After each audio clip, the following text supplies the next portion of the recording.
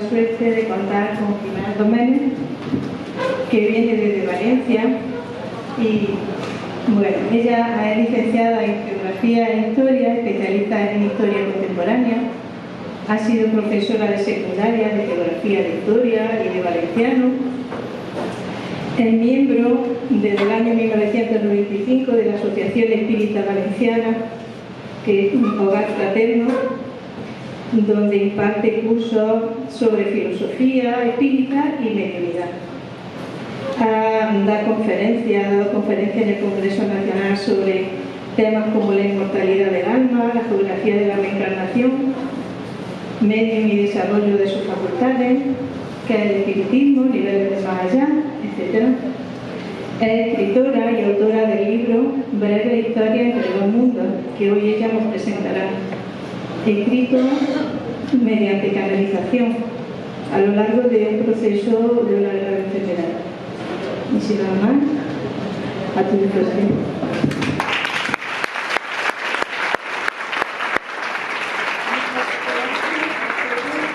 Buenas tardes por venir. Dar las gracias a la Asociación Naya, que ha tenido la amabilidad de invitarme a dar esta charla. También en la información que os han dado es la presentación. ¿Se me oye? Pues ahora sí. Bueno, pues un poco robaros 5 minutos de tiempo para explicaros cómo se gestó el libro. El libro se llama Breves Historias entre dos mundos. Como ha pasado en la presentación, ya os han dicho en la presentación, formo parte de la Asociación Espírita Valenciana Hogar Fraterno desde 1995 y formo parte del cuadro de trabajadores. A finales del 2012 se me descubrió un cáncer de mama y tuve que dejar de asistir al centro porque con la quimio, el proceso de la quimio no me permitía estar con la suficiente fuerza como para hacer, y el vigor como para hacer los trabajos que allí solemos hacer. Así que me quedé en casa. Y en el mundo espiritual y en nuestro mundo habitual hay una serie de causalidades, casualidades, que llamamos sincronías. Y un compañero del grupo espiritista de Villena me dijo que no podía quedarme en casa con los brazos cruzados, simplemente esperando reponerme de mi enfermedad, que como medium tenía que trabajar la mediunidad. Y entonces fue cuando me encomendé a mis guías y sentadita en una mesa redondita, con el pañuelo, 3 gorros en la cabeza porque era invierno y con mucho frío siempre, las orejas se me helaban, pues empecé a recibir mediúnicamente estas historias. En el libro aparecen 25 historias, 25 cuentos, tienen todos la misma estructura, son antiguos seres humanos que han fallecido, que no son conscientes de la situación en la que están y que rememoran su vida, se fijan en algunos aspectos que obraron mal, que se equivocaron al comportarse, y esta rememoración les sirve un poco para darse cuenta, ser conscientes, ver a los hermanos. Este libro está en relación bien clara con el título de la conferencia, Experiencias de la muerte y del más allá. Solo ya en el título lleva como consecuencia que la muerte entraría parte del proceso de la ciencia, de la medicina. Son los médicos los que dictaminan cuando uno ha fallecido y cuando tratan de poner todos los remedios. Por lo tanto, forma parte del campo de la ciencia. Mientras que las experiencias del más allá entran dentro del campo de lo religioso, de lo esotérico. Y aquí tenemos una dicotomía. Al principio de la historia, los seres humanos relacionaron religión y ciencia, iban parejos, iban de la mano, pero es en el Renacimiento cuando la ciencia va por un lado y la religión va por otro. En el Renacimiento los hombres dicen que el ser humano es la medida de todas las cosas, y es a partir de ahí cuando ciencia y religión se separan. Si nosotros recapitulamos y empezamos a leer las obras de los científicos pioneros en estos terrenos, vemos cómo ahora la ciencia, todos los grandes científicos están convencidos de la existencia de algo que llaman Dios y de que esto es algo que afecta a nuestras vidas. Vale, bueno, vamos a empezar. La ciencia y la religión son las dos palancas que mueven la inteligencia humana. La ciencia revela las leyes del mundo material, mientras que la religión y lo religioso revelaría las fuentes del mundo moral, ¿vale? Como ya os he dicho, antes se han separado, pero serán las nuevas ciencias, y para mí sobre todo el espiritismo, que nos ayuda a conocer y a comprender las leyes que unen el mundo material con el mundo espiritual, lo que nos dé una pauta para que nosotros podamos entender esto. Bien.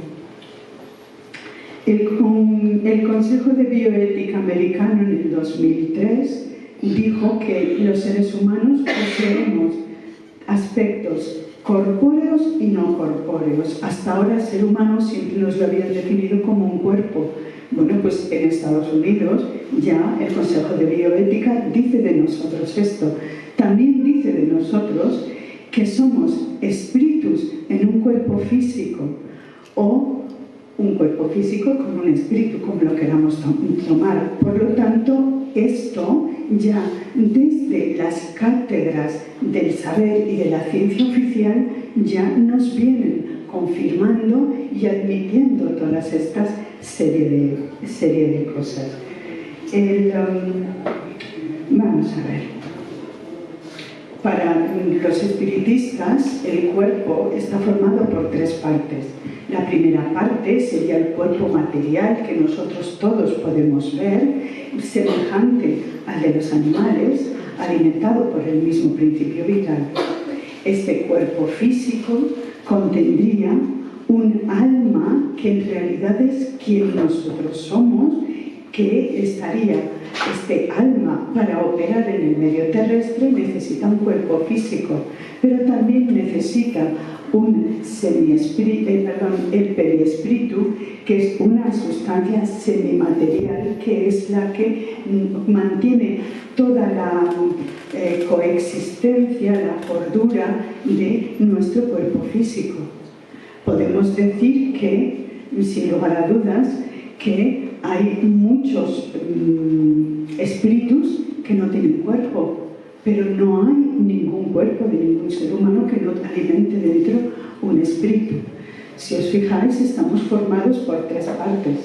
Estas tres partes se vuelven a repetir cuando un ser humano actúa en un medio no terrestre, como por ejemplo el buzo que tenemos aquí. El buzo está formado por el ser humano, el traje externo y el oxígeno. Sin embargo, a nadie se nos ocurre pensar que la inteligencia que hay allí es el traje del buzo. Todo el mundo sabemos que hay un ser humano detrás, ¿vale? Si esto lo extrapolamos también a otro medio, que es el medio aéreo, tenemos aquí la misma situación. Un ser humano que está operando en un medio no terrestre y también necesita de estas tres cosas: un traje para operar en ese medio, oxígeno para poder respirar y el ser humano que alimenta este cuerpo y es el que lo obedece. Pues nosotros estaríamos igual, solo que cuando venimos a la Tierra, cuando encarnamos, necesariamente esta situación se nos borra, se nos elimina y vivimos mucho tiempo confundidos creyendo que solo somos el cuerpo físico. Bien. Perdón. Repetimos. Así pues, el proceso de muerte sería la separación de estas tres partes que forman un todo, que es un ser humano. Esta separación puede darse de distintas formas. La separación del periespíritu con respecto al cuerpo puede ser muy rápida, vamos a llamar violenta por lo rápida que es. ¿Cuándo sucede eso? Cuando la persona fallece por un accidente, por un suicidio, por una muerte súbita, por un asesinato, por un infarto de miocardio y la persona está sin esperárselo, ¿vale? De ahí que yo hable de forma violenta y de una forma más suave. ¿Cuándo ocurre esto? Pues ocurre paulatinamente en la vejez, cuando la persona va perdiendo el vigor y la fuerza y poco a poco va debilitándose. Si alguna de las personas que está aquí ha tratado a algún familiar ya mayor en proceso de muerte, que va enfermándose poco a poco, cada día tiene menos vitalidad, muchas veces habrá comprobado que esta persona le dice cosas aparentemente contradictorias. Me ha venido a verme mi padre, he visto a mi tía, hay que ver, tu tía no sé cuánto es lo que ha venido a decirme. Son personas que están preparándose para la muerte y reciben la visita de familiares que están ya en el otro lado de la vida para infundirle confianza, para infundirle tranquilidad, para infundirle paz, para que no tenga miedo a enfrentarse a ese otro lado de la vida que no conoce. Muchas veces nosotros reaccionamos de una forma, bueno, yo en su momento reaccioné así: Dios mío, mi madre se está volviendo loca, esto ya no puede ser, fíjate, ha dicho que tal, lo ha dicho que cual, porque yo entonces ignoraba las cosas. Si alguno de vosotros vive esta situación, que sepa que su familiar se está preparando para la muerte y lo están ayudando los seres queridos que ya tienen el otro lado de la vida. No le digáis que está loca, no razonéis con ella y os pongáis en el lado de la realidad. Ayudadla. ¿Qué te ha dicho? ¿Cómo la has visto? ¿Estás bien? ¿Te has quedado preocupada? Ayudadla en este terreno, ¿vale? También hemos de tener en cuenta nuestro lado espiritual, nuestro lado no corpóreo. Así que una persona que sea muy materialista y que solo conciba que tiene cuerpo físico y que solo existe el cuerpo físico, para él la muerte será un proceso muy doloroso y que le puede llevar mucho tiempo a reconocer que está muerto, porque como lo único que tiene es el cuerpo, está aferrado a él, no puede perderlo. Y, sin embargo, una persona que tenga unas creencias espirituales podrá ver el proceso de muerte como una liberación del cansancio, de la fatiga, de la enfermedad, un fin de un viaje. Será capaz de ver a sus guías, a los seres queridos que vienen a ayudarlo y a acogerlo. Pero si está muy materializado, no va a ser capaz de verlo, ¿vale? Bueno, pues esta era un poquitín la explicación de la diapositiva. Así que el espíritu sufre más cuando el desprendimiento es más lento, es decir, no me quiero desapegar del cuerpo físico porque es lo único que tengo. Aquí aparece la fotografía de la portada de un libro que nos cuenta el proceso del espíritu Alfonso cuando despertó. a él le costó años. Luego veremos que, bueno, si el desprendimiento es rápido es porque la persona está más interesada, más proyectada hacia el mundo espiritual, hacia lo espiritual. Y entonces la muerte se produce en un ambiente calmado, tranquilo, reposado, armonioso.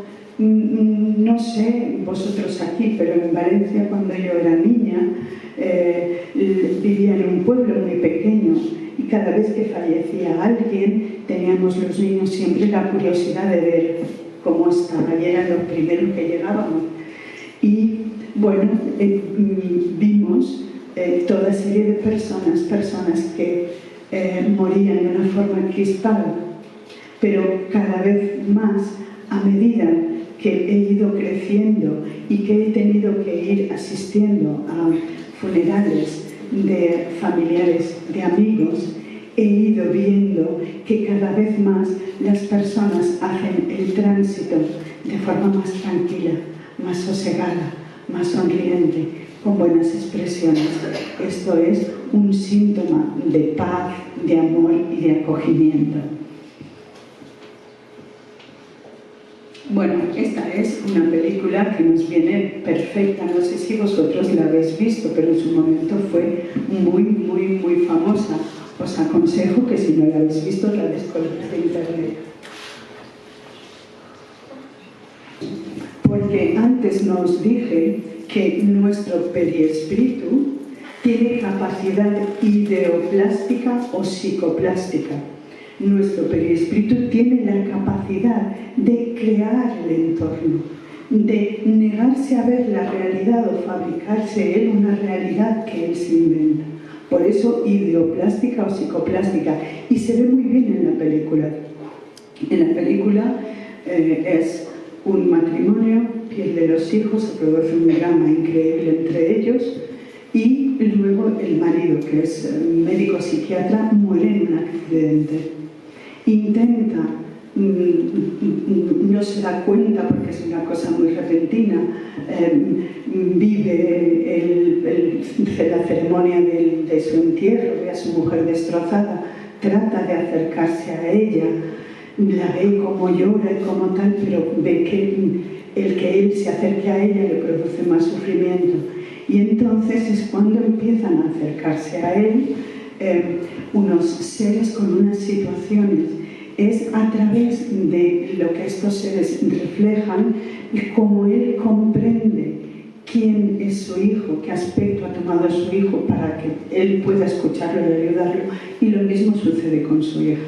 Hay unas escenas muy bonitas en las que aparece su perro, que está aquí, que se le caen las pinturas, que va trotando y cómo los colores se van deshaciendo en función de lo que él piensa.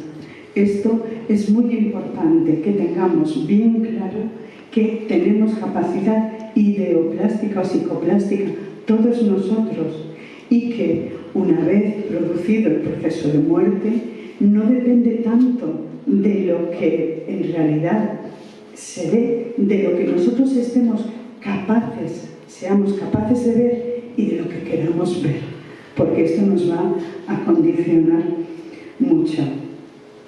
Bueno, ahora ya entramos al proceso de la muerte en sí. Lo primero que tenemos es una primera retrospección.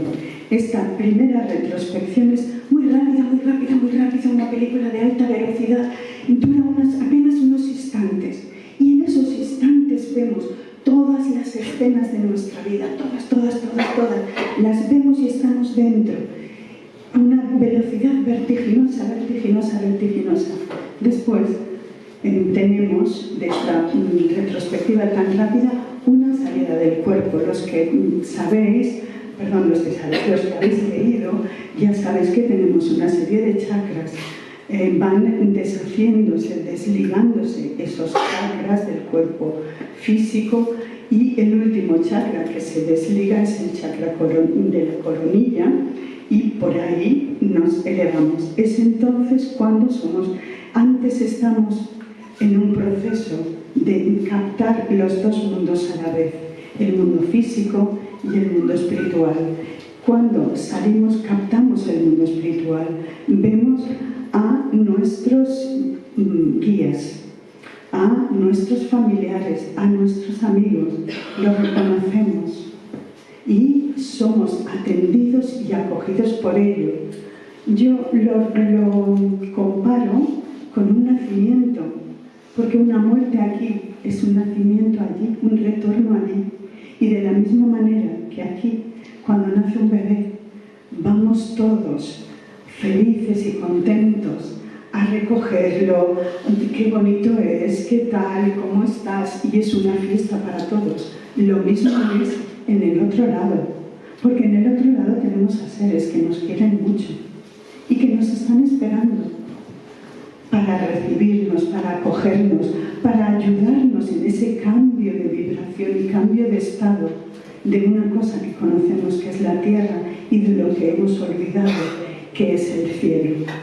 Bueno, es entonces cuando experimentamos la sensación de ahondamiento, si nosotros creemos que solo somos cuerpos y unos lazos energéticos nos mantienen unidos al cuerpo que está ya empezando con el proceso de servir de alimento, de putrefacción o de elevación, si estoy yo pendiente del más allá, de lo que yo voy a venir. Podemos tener esas dos cosas. Empezamos entonces ya el primer periodo de descanso.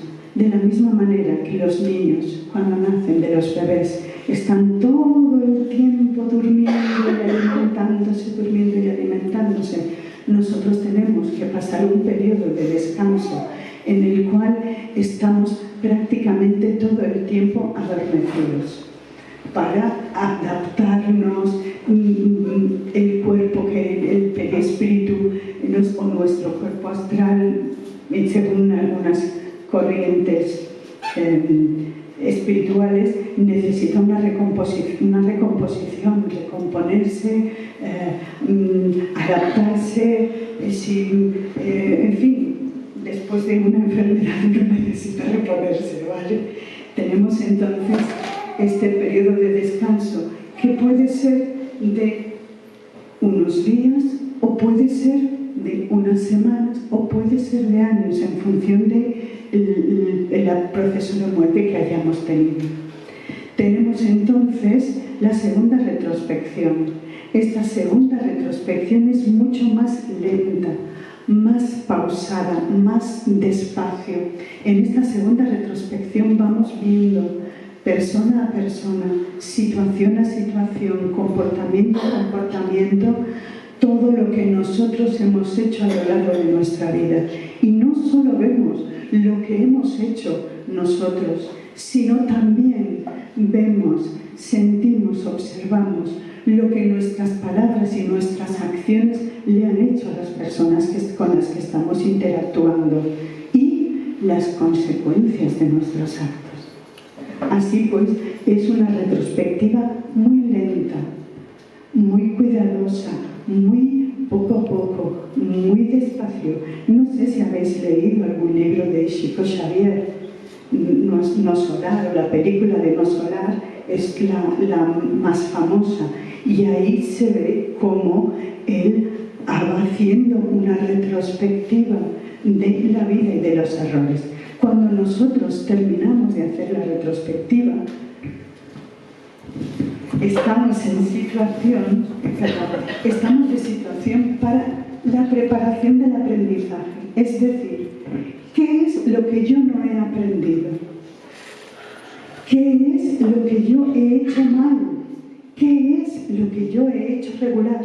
Soy yo, después de observar mi vida en formato, estado de espíritu, con todas mis capacidades plenas como espíritu, la que estoy en condiciones de juzgarme a mí misma y de ver lo que he podido hacer bien y ya no me hace falta, o lo que he hecho regular y tengo que rematarlo, o lo que no he empezado. Es entonces cuando tenemos la preparación para el aprendizaje. Los libros de Chico Xavier nos hablan de charlas, de clases, de diálogos, para preparar al espíritu para que sepa todo lo que puede conocer y puede saber en el mundo espiritual, y empieza entonces el espíritu a tener la necesidad de volver a encarnar. Es entonces cuando se produce todo el proceso. ¿Hasta aquí bien? Vale. Bueno, si hubiera, me he centrado únicamente en las experiencias cercanas a la muerte y las regresiones, porque los libros que se han escrito, tanto científicos como de todas las religiones, sobre el proceso de la muerte sería exagerado. Por lo tanto, ya os digo que he enfocado la charla desde estos dos puntos de vista: experiencias cercanas a la muerte. Estos dos libros, no sé si los conocéis, son el de José Miguel Gaona. Este es el primero, al otro lado del túnel, y este es el último que yo sepa que ha sacado, que es El Límite. En este lado, él habla de sus experiencias, en el otro lado del túnel, habla de sus experiencias como médico de urgencias y los casos de situaciones de muerte clínica temporal o experiencias cercanas a la muerte.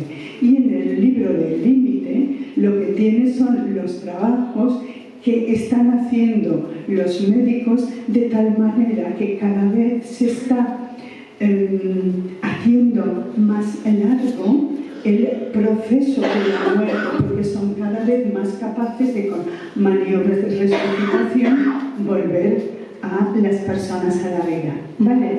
Esto, pues, para que lo sepáis. Bueno, la primera persona que empezó a hablar de la muerte y de los moribundos y del proceso de la muerte fue Elizabeth Kubler-Ross.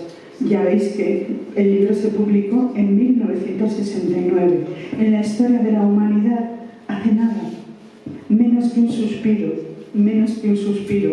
Así que todo este proceso de todas estas investigaciones en el campo de la ciencia son recientes, ¿vale? La otra persona es Raymond Moody, el pequeñín, ¿vale? El otro es el doctor Gaona, que trabajó con Raymond Moody, ¿vale? Y el primer libro que se publicó es en 1975. Hace nada en el campo de la ciencia. Esto es algo todo completamente nuevo, ¿vale? Entonces, la primera experiencia cercana a la muerte que aparece escrita, aparece en el libro noveno de la República de Platón, el siglo V, IV a.C., y se refiere a un soldado. Este soldado se llama participa en una batalla, muere, y al cabo de unos días empiezan a recoger los cadáveres que se han quedado sobre el campo de batalla y los amontonan ya para, cavando una fosa común, enterrarlos. Y es en ese momento cuando este soldado despierta con una sintomatología que vamos a ver que se repite en la mayor parte de experiencias cercanas a la muerte. Son muchas las personas que han vivido una experiencia cercana a la muerte, pero se han callado. No se han atrevido por miedo a que los médicos la tomen por loca o lo tomen por loco. Y algunas personas que se han atrevido a contarlas, que han necesitado contar sus experiencias cercanas a la muerte, han estado en un primer momento muy medicadas, con medicina para evitar las alucinaciones. Este señor o esta señora se ha vuelto loco o se ha vuelto loca a causa de esto. Así que muchas veces las personas que han sufrido esta situación han preferido callarse antes que, incluso no se han atrevido a contarle a la familia. Como máximo han dicho: me han pasado unas cosas muy raras, no sé qué hacer, ¿vale? para que vosotros lo veáis. El doctor Andrew Leroy, doctor en Filosofía y Religión de la Universidad de Columbia, nos dice con respecto a las experiencias cercanas a la muerte, que no confirman la existencia de vida después de la muerte, pero sí algún tipo de perdurabilidad. ¿Y por qué llama perdurabilidad? ¿Y perdurabilidad no será de alguna forma vida distinta, pero vida? Y nos continúa diciendo, las experiencias cercanas a la muerte no serían otra cosa que un estado de consciencia continuado después de la muerte de nuestro cuerpo. Así pues, vienen a confirmarnos lo que nosotros sabemos. Bien, características de las experiencias cercanas a la muerte según el doctor Moore. Primero, uno reconocer que ha muerto con una sensación de paz, de bienestar, de calma, de felicidad tremenda. Tiene la sensación, bueno, se sabe separado de su cuerpo físico, porque algunas veces es capaz de ver a los médicos cómo están actuando sobre su cuerpo con las maniobras de resucitación. No solo eso, también es capaz de moverse por la parte alta, generalmente es alrededor del techo del hospital, y ver a sus familiares que están llorando o que están muy apenados. Incluso hay un caso en el que la persona que está teniendo la experiencia cercana a la muerte ve una zapatilla de color rojo en una ventana del hospital. ¿Esto cómo es posible? Y este señor que estaba aquí cuando se produce la maniobra de resucitación, él dice todo lo que ha visto, cómo estaban sus familiares, y da el dato de la zapatilla, y van a comprobarlo y comprueban que es verdad. ¿Vale? Tenemos un desplazamiento entonces a través de un túnel, a lo largo de un túnel. Junto con el desplazamiento pueden producirse pitidos, silbidos, sonidos, pero este desplazamiento es vertiginoso. Después del desplazamiento nos encontramos o se encuentran con seres de luz. Seres de luz porque todos emanan una luz brillantísima, una calidez, un acogimiento, un bienestar, una calma tremendo. Algunas personas a estos seres de luz piensan que es Jesucristo o el Buda o un santo al cual ellos tengan mucho fervor, o incluso algunas personas lo que ven es a familiares que han conocido o que no han conocido, porque se da el caso de niños que han sido recibidos por seres que los niños no sabían que existían, y a la vuelta el niño le ha dicho a su madre: ha venido mi hermano a recogerme, y el niño no sabía que existía ese hermano, se lo habían ocultado, ¿vale?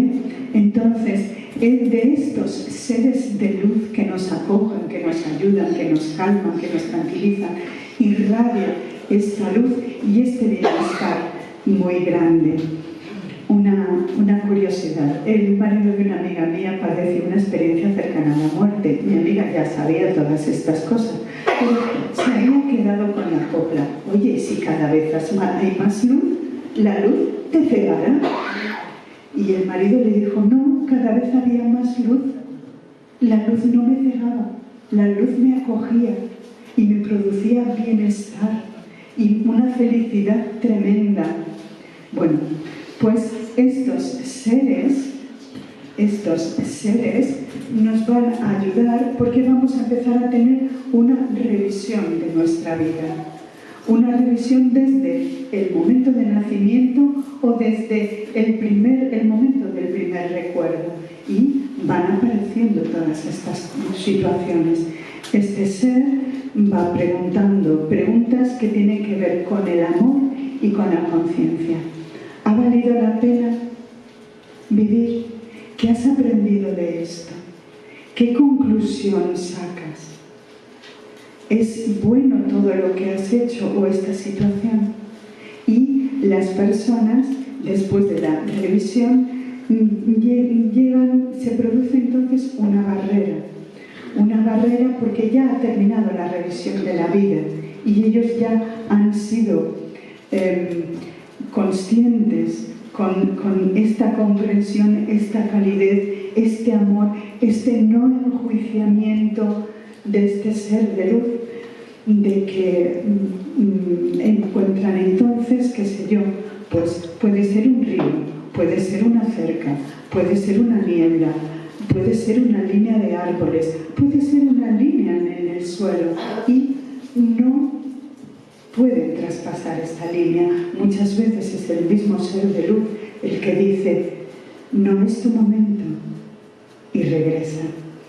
Cuando regresan enfadados, disgustados, porque esta sensación de bienestar tan grande se ha roto. El doctor Gaona, que estuvo trabajando mucho tiempo en urgencias, relata muchos casos de que cuando los drogadictos con heroínas estaban pinchando y tenían una experiencia cercana a la muerte, los llamaban y ellos empezaban a tener las maniobras de resucitación, cuando se despertaban les atizaban a los médicos.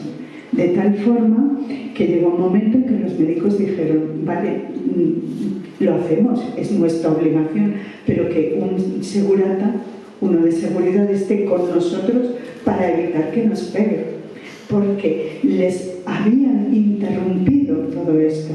El doctor Gaona habla cuenta la historia de uno al que había tenido 5 experiencias cercanas a la muerte. El doctor Gaona dice, ¿cómo esto que tú estás viviendo, estas experiencias no te sirven para dejar la droga? Dice, no, si yo estoy de maravilla, lo malo es cuando vuelvo, yo no le tengo miedo a la muerte, yo ya sé la muerte lo que es. ¿Vale? Bueno, pues esto un poquito vamos a ver ahora los diferentes estados después de la muerte y las regresiones. Aquí, el panorama, bueno, ya sabéis que la terapia regresiva hace poco tiempo que está en marcha. La primera persona que la hizo y que la popularizó es el Dr. Brian Weiss, en el libro Muchas vidas, muchos maestros, que os invito a leer, es muy interesante. Y a partir de ahí han sido muchos los terapeutas que han hecho terapia regresiva.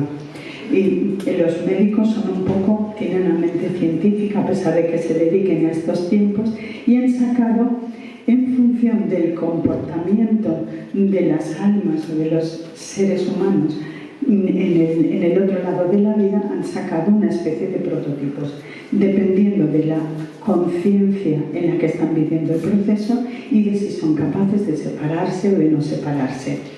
Deciros que, así como cuando alguien ha tenido una experiencia cercana a la muerte, cuenta muchos detalles y muchas cosas de toda la experiencia, todo lo que ha vivido, porque tiene detalles sensoriales completos, en las regresiones, cuando se pregunta a una persona que está haciendo una regresión el motivo principal de la vida, suele ser muy escueto, muy corto, muy concreto. Son capaces de sintetizar mucho. Por ejemplo, a uno se le preguntó qué tenía que haber aprendido en aquella vida y dijo, pues aprender a reír, porque en mis anteriores encarnaciones no había reído, no había experimentado la alegría y yo necesitaba experimentar la alegría, porque la alegría no es mala. A otro se le preguntan, ¿qué tenías que aprender? Bueno, pues aprender que la pobreza o la riqueza no determinan la calidad del ser humano, que todas las personas valemos por nuestra calidad de ser humano, y tuve que vivir primero la riqueza para luego vivir la pobreza más extrema, para aprender que yo era la misma persona. Vale, bueno, pues vamos a ver. Estos son los 7 casos que, según las regresiones, nos aparecen. El primer caso es la forma se llama desaparición. Esta situación es una situación que muy a menudo en los centros espíritas nos ocurre. La persona que ha fallecido está completamente inconsciente. ¿Qué te pasa? No lo sé. ¿Cómo te llamas? No lo sé. ¿Dónde estás? No lo sé. ¿Qué haces? No lo sé. Y tanto no lo sé empieza a demostrar que las preguntas la están molestando porque no sabe. ¿Y qué haces aquí? No lo sé. ¿Y cómo has venido? Pues no lo sé. ¿Vale? La primera vez que aparece una situación así se debe al doctor Rochas, Albert Rochas, que en finales del siglo XIX, principios del XX, estuvo trabajando la hipnosis y la empezó un poquito a insinuar la terapia regresiva. Era su paciente Eugenia. Estaba ahí en un estado indiferenciado, en un no saber cómo. ¿Vale? La siguiente es una situación de parada. Es una parada de autobús de cualquier ciudad. ¿Vale? Ya veis que está ahí una señora sentada tranquilamente esperando. Y esta es la situación de parada. No sale del entorno, no se mueve de la parada. ¿Vale? ¿Cuándo sucede esto? Pues sucede a personas que han tenido una muerte, un tipo de muerte un poco dura y se han quedado apegados a la dureza de la situación o incluso al objeto que les ha dado muerte. La historia que os voy a contar es un poco dura, pero creo que retrata muy fielmente las cosas. La persona que está en la terapia regresiva relata una vida en el antiguo México, en el México antiguo. Forma parte de un grupo de niños de la casta sacerdotal que está aprendiendo a ser sacerdote. Tiene 12 años y a los 12 años los sacerdotes mandan a todos los niños a hacer unas pruebas muy duras o que causan mucho desagrado entre los niños, porque algunos niños no vuelven. Así que estos niños de 12 años empiezan pues a tener miedo, temor, a ver qué pasará, qué no pasará. Los llevan a una montaña en la que hay excavados escalones y van subiendo por la montaña. Es una montaña en la que hay muchas cuevas, ¿vale? Entran en una cueva cuando llegan a la cima de la montaña y obligan a los niños a sentarse en círculo y a entonar una serie de cantos con la orden o el aviso de que aunque oigan lo que oigan y sientan lo que sientan y vean lo que vean, tienen que estar concentrados cantando, no pueden romper el ritual. De cuando en cuando llaman a algún niño y no oyen nada o oyen unos gritos terribles. Cuando llaman a la persona que está en la terapia regresiva, va a otra sala. En esa sala ve al Dios, que en realidad es un sacerdote con la máscara que representa a Dios, irreconocible. Entonces un niño de 12 años está enfrentando a Dios. Y hay otros 2 sacerdotes que lo atan por los pies y lo suspenden de una cuerda en la boca de un pozo natural. Si el niño muestra que no tiene miedo, que confía plenamente en la casta sacerdotal y confía plenamente en ese Dios, el niño sirve para sacerdote.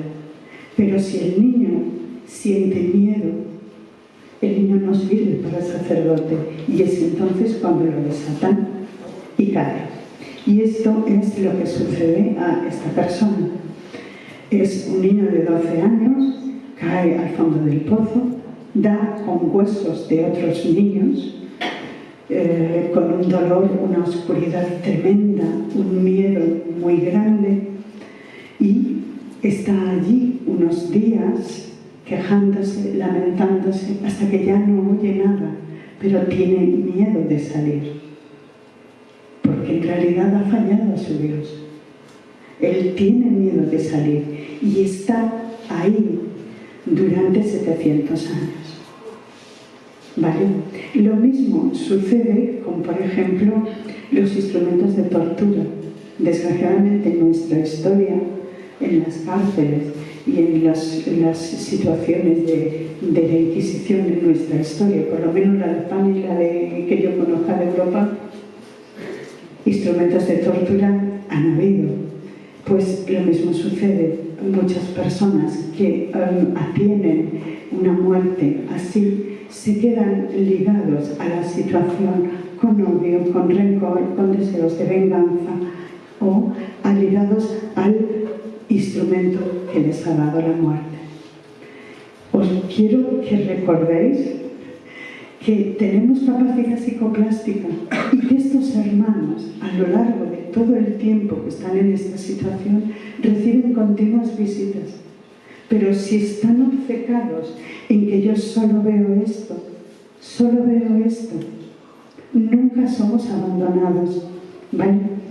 La siguiente es Vagar. Y la película que más y mejor retrata Vagar es El sexto sentido. No sé si la habéis visto, pero bueno, es un psiquiatra que empieza a tratar a un niño que se encuentra mal, vacila mucho, lo acompaña, aparentemente habla con la madre, el psiquiatra piensa que está hablando con la madre, hasta que el psiquiatra ayuda al niño a manejar la mediunidad que el niño posee. Le está enseñando cómo debe tratar o cómo debe a trabajar con estas situaciones. Y es entonces cuando el niño le dice: ya que tú me has hecho un favor, yo te voy a hacer un favor a ti. Y es entonces cuando el espectador se da cuenta de que ha sufrido un tiro, ha estado viviendo en la ceremonia del entierro, pero lo ha olvidado porque son personas que piensan que no pueden dejar el trabajo que están haciendo. Un amigo mío, el padre tenía una empresa y mi amigo de cuando en cuando tiene visiones. Se murió el padre y estuvo viéndolo muchísimo tiempo en la mesa de despacho con el libro de cuentas, haciendo cuentas. Y mi amigo decía: papá, esto ya no te corresponde, tú ya no estás aquí, estas cuentas no existen. Pero el padre ni lo oía, porque estaba continuamente empeñado en hacer cuentas. Son personas que no quieren parar, dejar lo que están haciendo y ven la situación como necesaria para resolver los problemas. Vale. La siguiente es la existencia crepuscular. Hay mucha literatura de existencia crepuscular. Aquí, los seres, en función de su capacidad, de su vibración energética, pueden acceder a unas franjas del astral o de la espiritualidad o a otras. Entonces, van a parar a un mundo como si hubiera acabado de explotar la Tercera Guerra Mundial o una bomba de no sé cuántos megatones, como se llame, y llegan a un lugar con una luz mortecina, polvo en el aire, árboles requemados, pájaros feos, horrendos si los hay, casas que se derrumban, etcétera, etcétera. Y esta es una existencia crepuscular. En el libro está la historia de un cazador. Este cazador tiene una vida como la tiene y después de fallecido llega a una existencia crepuscular en la que todo se derrumba y solo cuando él decide ayudar a la gente es cuando él es ayudado. En la película de que hemos nombrado antes, y además allá de los sueños, la esposa del psicólogo se suicida, por lo tanto va a parar a niveles del bajo astral. Y es el médico cuando busca a su mujer. Y ahí se ven muy bien los distintos niveles del astral. Hay un barco, este mar de cabezas que se está lamentando de la situación. También en las primeras imágenes, las primeras escenas de no solar, de nuestro hogar, aparece una situación crepuscular. Vale. Es la de vampirizador, obsesor. ¿Cuándo ocurre? Cuando las personas que han fallecido con unas necesidades materiales muy grandes. Por ejemplo, un drogadicto. También aquí hay la historia de un drogadicto. Un drogadicto muere en el plano físico, pero sigue drogadicto en el astral. Él cree que necesita alimentarse de la droga y para poder alimentarse de la droga va a buscar a seres físicos vivos que estén con esa misma problemática. Buscará a drogadictos para que consuman lo que el drogadicto físico necesita y lo que el drogadicto espiritual necesita.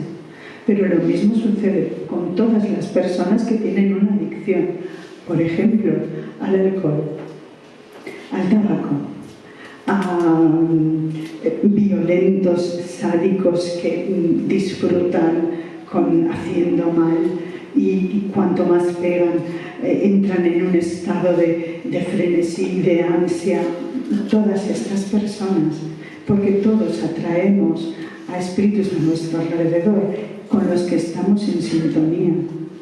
Si yo no soy drogadicta de heroína, un espíritu que quiera buscar heroína, conmigo no me la va a encontrar. Conmigo encontrará otro espíritu, otras cosas. Y entonces estos espíritus absorben del periespíritu de la persona viva todas las sustancias que necesitan para seguir manteniendo su adicción. Una persona que sea un jugador, un ludópata, buscará a otro jugador y este jugador jugará lo que tiene que jugar por él y lo que tiene que jugar por el otro. No sé, pero si alguno de vosotros ha hablado alguna vez con algún alcohólico, pues al alcohólico le preguntas: ¿y tú qué bebida bebes? Bueno, pues yo empecé, pongamos, con whisky, pero luego me da igual que sea whisky, que sea ginebra, que sea coñac, que sea el veneno que sea, porque bebe por él y por los que le acompañan, ¿vale? Bueno, no sé, desde luego, evidentemente no sale del mundo material, él está necesitando del mundo material para poder lo que él quiere sobrevivir, porque está con esa ansia. Por último, no, por penúltimo, tenemos la existencia del sueño o existencia ilusoria.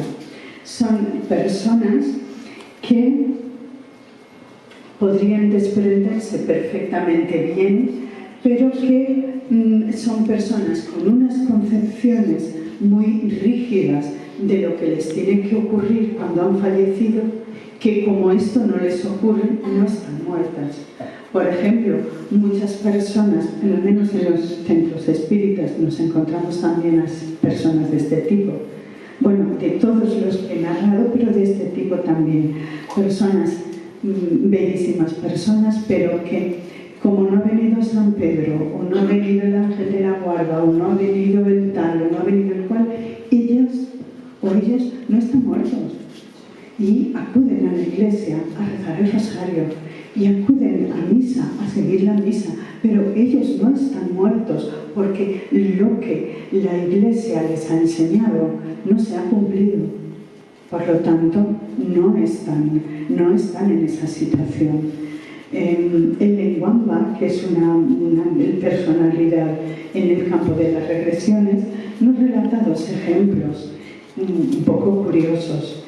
En un caso es en la antigua México, en el México preincaico, y la persona que está en la regresión está viviendo en una cultura que cuando muere alguien de una alta extracción social se transforma en bello pájaro cantor.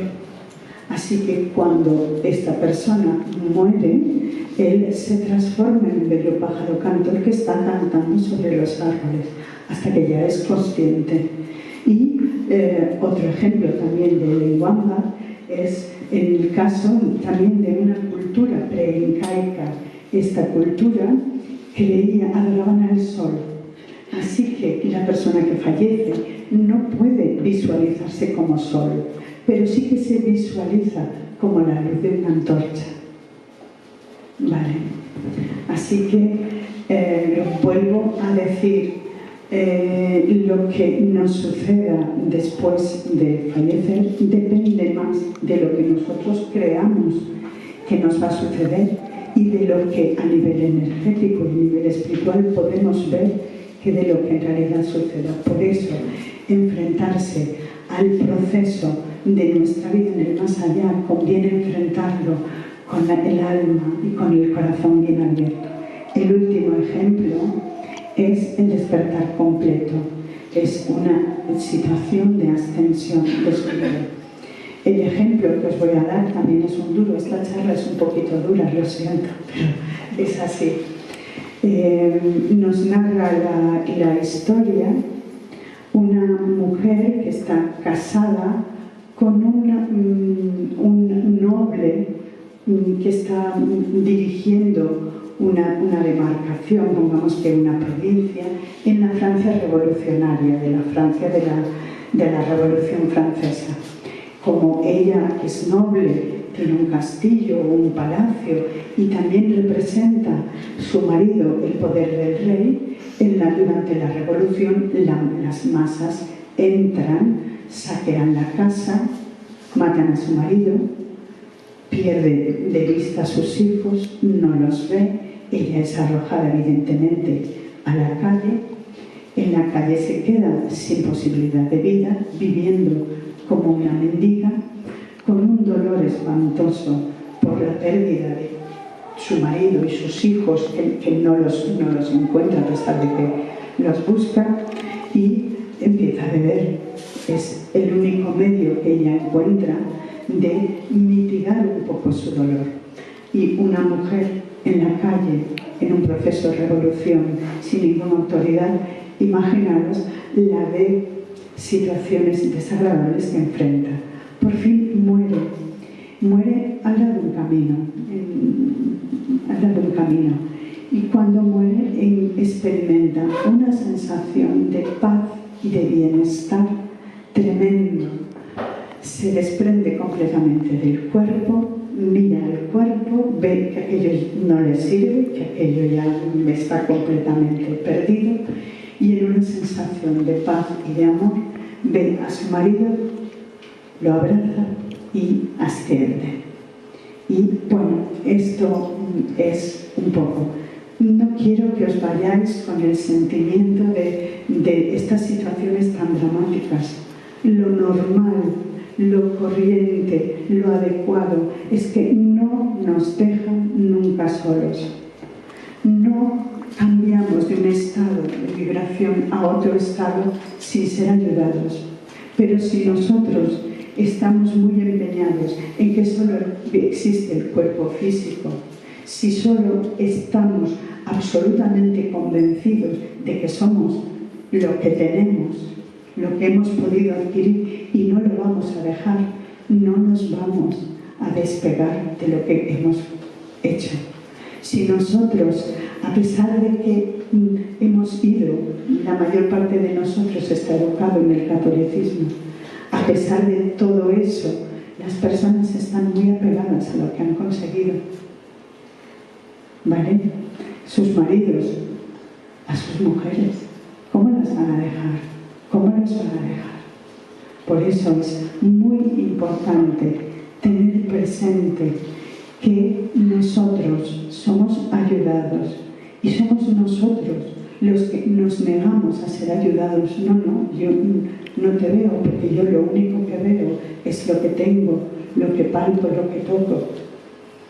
Por eso quisiera que os fuerais un poco con otra sensación, no con tanta pesadumbre. Hemos hablado de 7 situaciones, pero estas 7 situaciones son arquetipos. Hay muchas variedades y muchas tonalidades. Es como decir, hay 7 colores, pero luego hacemos 24 o 300. Para mí ya no se me ocurre deciros nada más. Estaré encantada de contestar a las preguntas que surjan, si es posible. Sí. Y quisiera hacerle una pregunta. Bueno, aparte de eso, yo soy seguidor de usted porque yo la he visto por internet, a usted y a compañeros suyos. Gracias. Esta charla me resulta muy cercana porque ya la he oído algunas veces. Pero hay una pregunta que yo quisiera hacerle, para ver si me saca de la duda, porque yo la verdad la tengo. A ver si puedo. La cuestión, yo he visto la película esa de Más a los sueños. Sí. Y todas estas situaciones que te ha contado se dan exactamente. Sí. Pero la situación, por ejemplo, de los seres vivos es que está tratando como la persona como ser principal, ¿no? El ser humano como ser principal. Pero, ¿qué pasa con los... que estamos hablando de seres vivos, ¿qué pasa con los animales? ¿En qué situación se encuentran? ¿Qué me puede decir de eso? ¿Tienen alma o los seres vivos? ¿O solamente el ser humano como nosotros consideramos que la evolución es ascendente. Pasamos de mineral a vegetal, de vegetal a animal y de animal humano. No tengo leído la literatura con respecto a los animales, pero sí que tengo visiones personales de animales. Entonces, no puedo darle ningún dato científico, tendrá usted que fiarse de mí si quiere, aunque no me conozca. Lo siento, no puedo darle otro dato, ¿vale? Entonces, existen animales en el astral. En muchas de las personas que somos amantes de los animales y que hemos tenido un animal en casa, ese animal especial con el que hemos estado con una conexión distinta, pues nos los podemos encontrar perfectamente como animales, acompañándonos y ayudándonos. Y también encontramos animales que aparentemente son feroces, pero que nos están acompañando cuando nosotros estamos recuperándonos, porque nos brindan su energía, su fuerza y su bienestar cuando estamos en los hospitales. Pensad que el astral es muy grande, como el planeta Tierra. Hay personas que son bellísimas personas y a las que les confiarías la vida, y otras personas a las que no les darías ninguna cerilla. Pues en el astral sucede lo mismo. Entonces, los animales domésticos existen. Hay libros de André Louis que sí que aparecen animales domésticos en las casas del astral. Esto es lo que te puedo decir, pero es algo que a mí personalmente no me ha preocupado. He tenido otros problemas para preocuparme. He pensado siempre más en un ser humano que no en un animal, a lo mejor de forma egoísta. ¿Vale? Simplemente la curiosidad, por saber. Gracias. Y yo, mi experiencia personal con los animales en planos elevados es buena. En otros planos no las he tenido, pero me imagino que también tienen que haber en otros planos deformaciones, como las hay de seres humanos. No. Dime, a ver si te oigo. ¿Las regresiones son difíciles o complicadas o peligrosas? Bien, en los casos personales que yo conozco, las personas que hacen la terapia y son personas serias, no cajeros de bancos, por decirlo de alguna forma, te preguntan qué necesidad tienes tú en la terapia, qué es lo que quieres saber. Y solo después de cuando saben ellos lo que tú necesitas saber, te dicen si esa terapia te conviene o te conviene otra. Hay algunas personas que se han sometido a terapia regresiva y que el terapeuta no era un terapeuta muy bueno, y más que suponerle una ayuda para su evolución y para la comprensión de su vida, le ha supuesto una depresión. Esto es lo que te puedo decir. Depende mucho del terapeuta, ¿vale? Entonces, si es un terapeuta que está muy preparado, que es un terapeuta serio, y tu finalidad es seria, no cotillear. A ver, ¿qué he sido? ¿Todas han sido Cleopatra o Napoleón, o reyes o reinas? Y estadísticamente nos sale que solo 1 por 1000 han sido algún rey. Y yo, no sé, pero siempre que me encuentro a alguien que ha hecho una terapia regresiva y que ha salido con que ha sido un personaje muy importante, y yo no le digo nada, le digo que me alegro, pero luego pienso, menudo siendo un personaje importante de la historia, como hemos sido los seres humanos, te da. Porque claro, nadie me dice que es Santa Teresa de Jesús, porque me reiría en sus barbas. Digo, vas a ser Santa Teresa de Jesús y estás viviendo el mismo siglo que yo y la misma situación que yo. No encaja, no encaja. Por eso, pienso a nivel personal que saber el pasado, que ya no lo puedes solucionar, solo te puede acarrear desórdenes. Solo cuando tienes un presente como el de Catherine, muchas vidas, muchos maestros, que no podía dormir, no podía meterse en la bañera, tenía problemas para cruzar un puente, tenía una gran cantidad de problemas en la vida cotidiana. Entonces sí, vale la pena.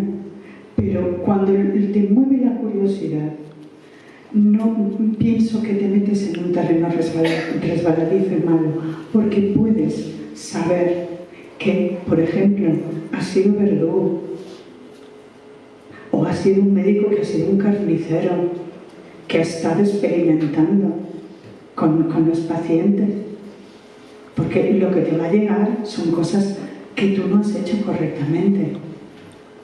No te va a llegar que has sido divina y maravillosa y que has tenido una vida de felicidad. No, porque esa vida no interesa. Aunque todo el mundo la quisiera, yo la primera. Pero esto es así. Esto es así. Algunas personas que no están preparadas, o con terapeutas que no están preparados, después de una terapia regresiva, de una sesión de regresión, han terminado muchísimo peor, porque analizan con la conciencia de hoy lo que hicieron hace 300 años con otra mentalidad que tenía la gente de 300 años y que además ellos tuvieron una vida X. Nosotros los espíritas solemos decir que analices tu vida presente, que veas en tu vida presente qué problemas, qué tipo de problemas te están surgiendo de forma cotidiana, qué cosas no tienes, aunque quieras hacer, no consigues, porque todas esas cosas te están diciendo lo que no hiciste bien en la anterior. Espero haberte contestado. Gracias a ti.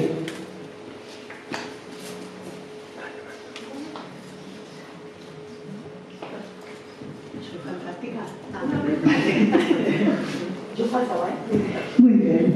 Que digo, ¿ellos están con nosotros? Sí. Sí. Ellos nos ayudan alguna vez, nos mandan mensajes o algo. Sí, siempre, siempre. Nosotros tenemos todos como mínimo un guía personal que está desde el momento en que nacemos hasta el momento en que fallecemos.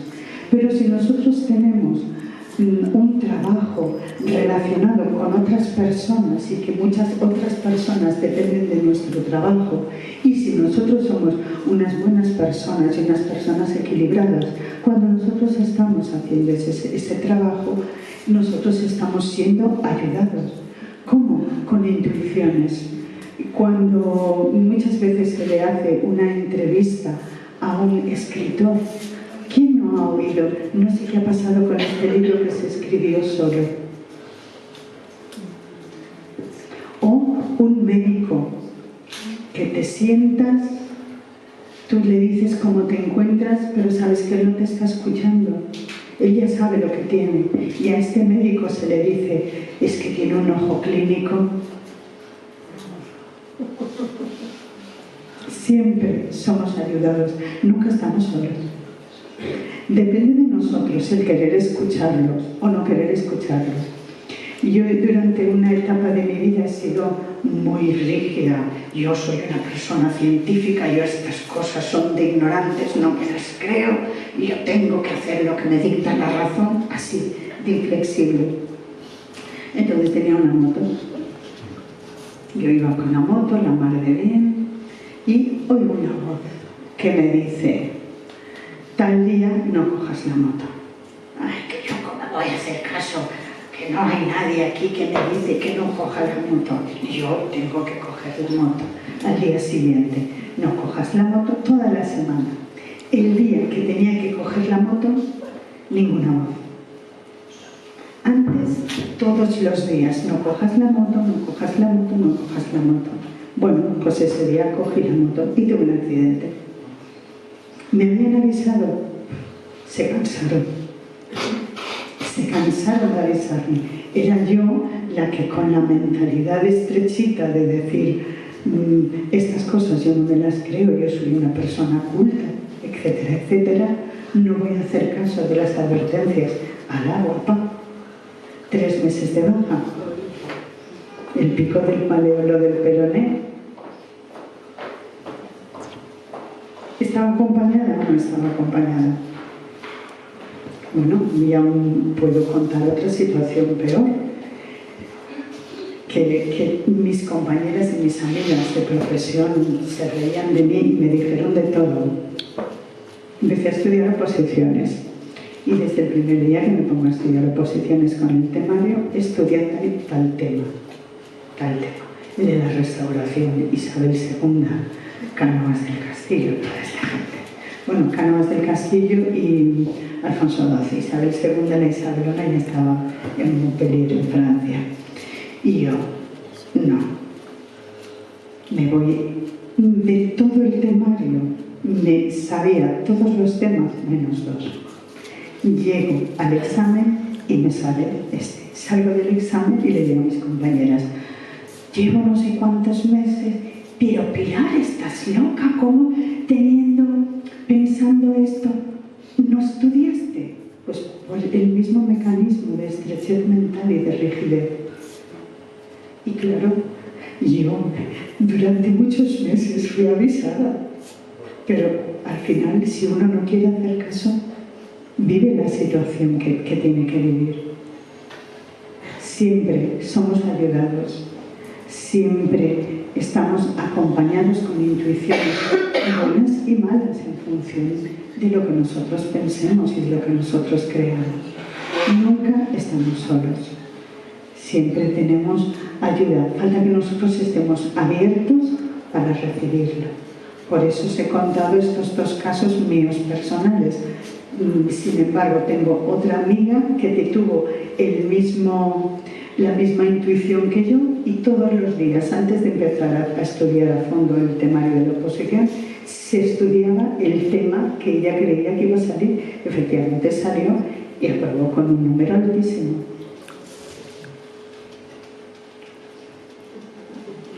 ¿Vale? Bueno, torpezas de uno. Dime. Yo quería saber, cuando dice la gente de que te hace el árbol de la vida, la cábala, ¿eso es cierto, que habla de otras vidas y todo eso? ¿Eso no? A mí no me lo han dicho. No te lo puedo decir. No lo sé. No lo sé, yo no he tenido curiosidad. No he tenido curiosidad, entonces no te lo puedo decir. Sé que hay gente que estudia la cábala, pero a mí no me ha llamado, entonces no te voy a decir nada que no sé. Pero si tienes esa curiosidad, investiga. Claro, no te vas a quedar con eso. Bueno, recordaros simplemente el libro. El libro vale 6 euros, que es lo que a mí me ha costado de imprimir. Nosotros los espiritistas creemos que todo lo que no es producto nuestro, que nos viene dado, lo tenemos que dar con la misma generosidad. Consideramos que no podemos hacer de nuestros conocimientos o de nuestras capacidades un medio de vida o un negocio. Consideramos que una persona que tenga, vamos a llamar, capacidades extrasensoriales, no las tiene porque es más deudora que otras personas que no las tienen. Y cuando nosotros programamos nuestra vida, necesitamos ponernos en paz con muchas más personas que no otras personas que no tienen esta capacidad. Así que para nosotros, una persona que tiene estas capacidades y que cobra por esto, no está haciendo, primero, no es espiritista, y todos los instrumentos que le han dado para adelantar y progresar los está mal utilizando. Por eso, deciros esto.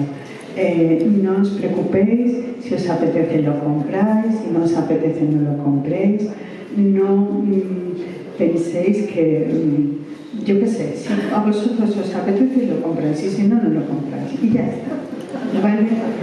Pero sí deciros por lo menos el precio del libro, y porque vale 6 euros, tiene 300 y pico de páginas, y cualquier persona que compare el precio de un libro de 300 y pico de páginas con otro libro se dará cuenta de la diferencia de dinero. Simplemente era pues hablaros de esto.